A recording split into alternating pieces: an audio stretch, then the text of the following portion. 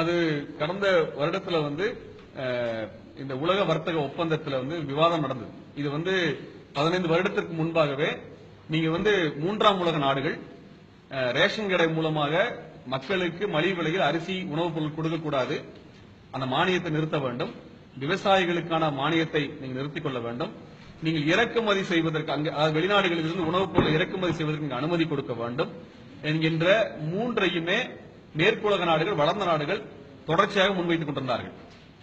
இதை இந்திய அரசும் உலகத்தில் இருக்கிற மூன்றாம் உலக நாடுகள் அனைத்தும் சேர்ந்து எதிர்த்து வந்திருந்தார்கள். இதுதான் கிட்டத்தட்ட 15-20 வருடங்களாக நடந்த விவாதம். இப்ப நடந்த இது குறித்த மாநாட்டிலே இது குறித்து விவாதம் வரும் பொழுது நிர்மலா சீதாராமன் அவர்கள் அந்த கூட்டத்தை புறக்கணித்திருக்கின்றார்.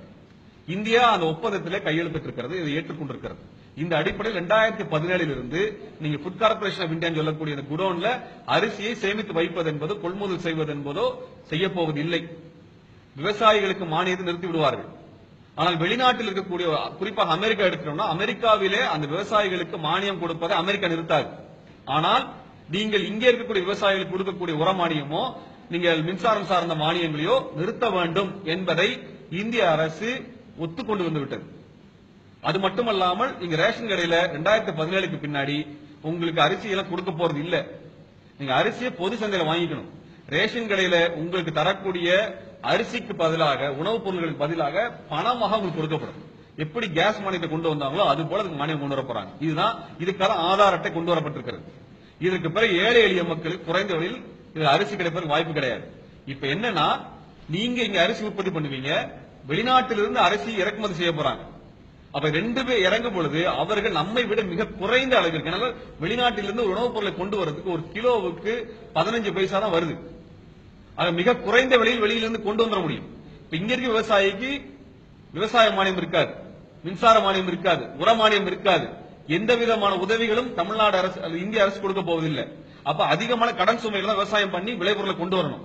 அதை இந்த அரசு கொள்முதல் செய்யாது, வெளிநாட்டிலிருந்து இறக்குமதி பண்ணி மொத்தம் விற்பாங்க. அப்ப இங்க இருக்கிற விவசாயிகள் தற்கொலை செய்து கொள்ளக்கூடிய சூழலை மோடி அரசாங்கம் கொண்டு வந்திருக்கிறது. இது மோடி அரசாங்கத்தின் மீதான குற்றச்சாட்டு மட்டுமல்ல, இவருடைய பிரதான கட்சியாக இருந்த காங்கிரஸ் இதை குறித்து பேசவில்லை. பாராளுமன்றத்தில் 3வது பெரிய கட்சியாக இருக்கக்கூடிய அதிமுக இது குறித்து எதுவும் பேசவில்லை. இப்பொழுதும் அவங்க சொல்றாங்க உங்களுக்கு 20 கிலோ அரிசி தரப்போறோம், 30 கிலோ அரிசி தரப்போறோம், 100 கிலோ அரிசி தரப்போறோம் சொல்றதெல்லாம் பொய்.